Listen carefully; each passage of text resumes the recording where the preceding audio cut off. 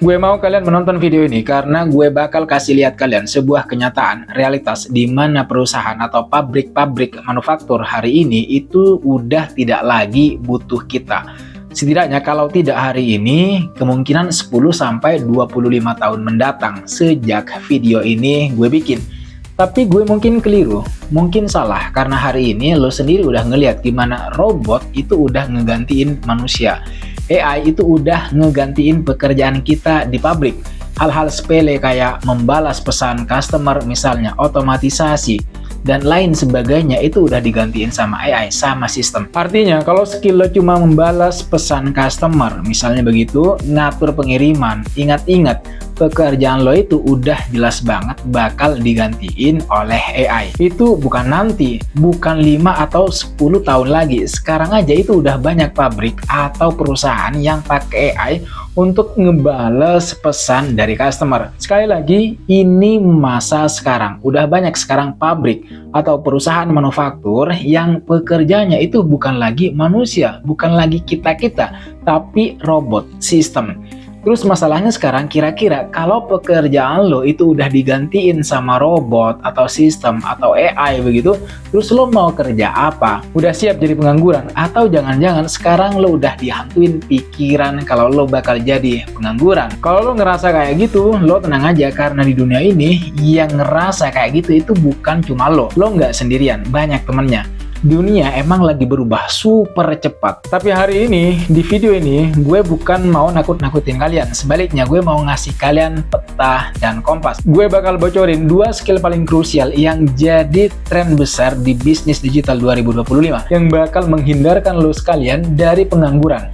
2 skill ini kalau lo pelajari dari sekarang, gue jamin bukan cuma bikin lo aman dari pengangguran, tapi bisa bikin lo jadi pemain kunci di era digital seperti sekarang.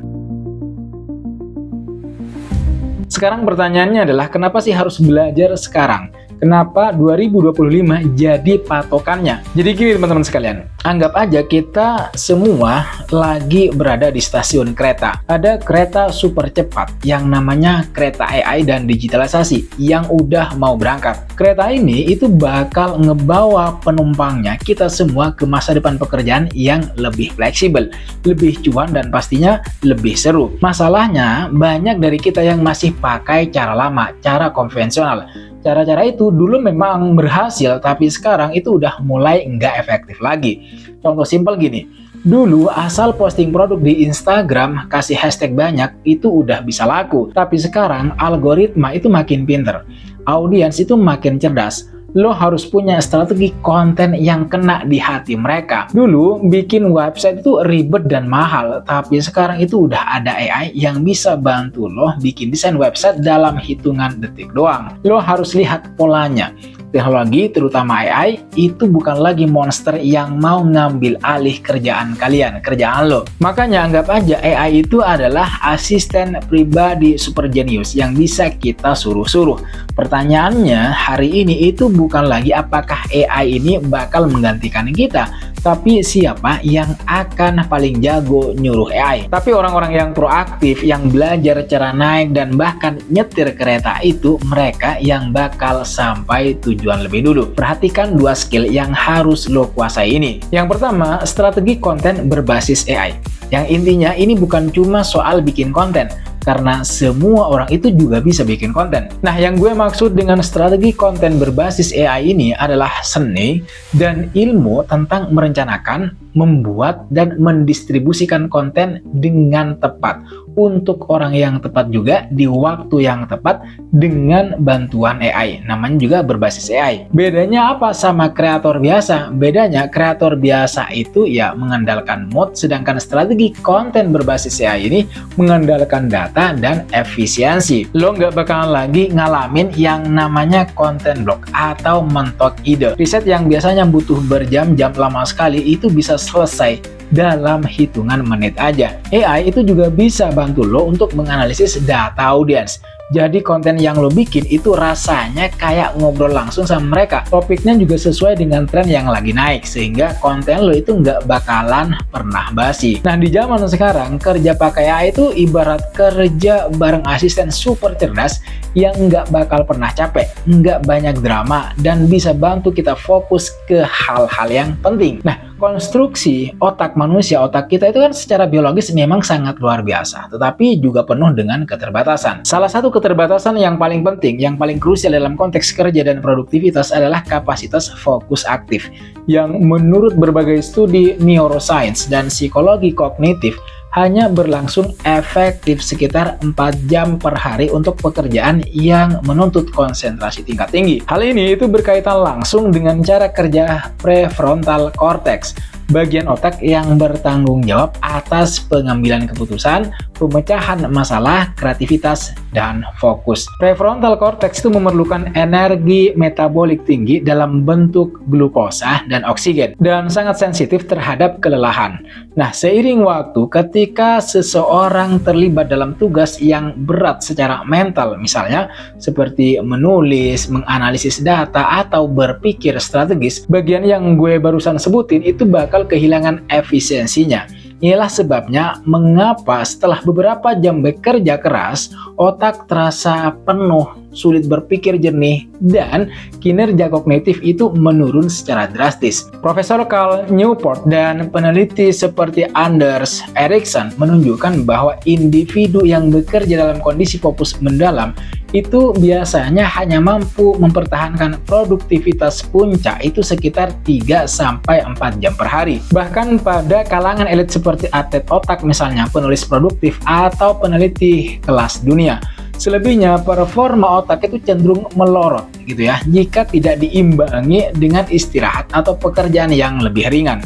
Oleh karenanya, di era modern seperti sekarang, terutama dengan beban informasi yang begitu besar, mengandalkan otak saja tanpa bantuan alat seperti AI itu akan menyebabkan cepat lelah, kehilangan efisiensi, dan resiko burnout. Dengan AI, kita bisa mengalihkan sebagian beban kerja mental ke sistem yang tidak pernah lelah, memungkinkan manusia, orang-orang seperti kita ini fokus pada 4 jam kerja terbaiknya untuk hasil yang lebih maksimal. Skill yang kedua adalah membangun komunitas yang loyal berbasis data.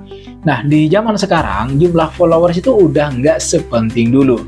Percuma punya 1 juta followers tapi komennya cuma 10 orang. Itu namanya followers gaib gitu ya.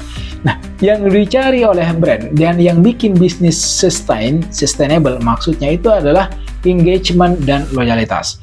Kalau lo punya komunitas yang solid, misal di grup Telegram, Discord, atau newsletter, mau algoritma Instagram, TikTok, YouTube jungkir balik sekalipun, lo tetap punya semacam kolam audiens lo sendiri. Itulah sebabnya gue mau bilang ke lo semua, kalau komunitas itu adalah sumber ide dan kritik terbaik. Lo nggak perlu nebak-nebak apa yang mereka mau, karena mereka itu bakal ngasih tahu lo langsung. Lagi pula, orang itu bakal lebih percaya dan lebih mau membeli dari orang atau brand yang mereka rasa dekat, dan jadi bagian dari komunitasnya daripada yang enggak. Nah, untuk melakukannya, lo bisa buka dashboard analitik lo. Kalau di Instagram, lo bisa buka Instagram Insights. Lihat postingan mana yang paling banyak di-save dan di-share oleh audiens kalian. Itu berarti konten yang paling berharga buat audiens lo. Lihat juga demografi followers lo, mulai dari umur, gender, dan juga lokasi.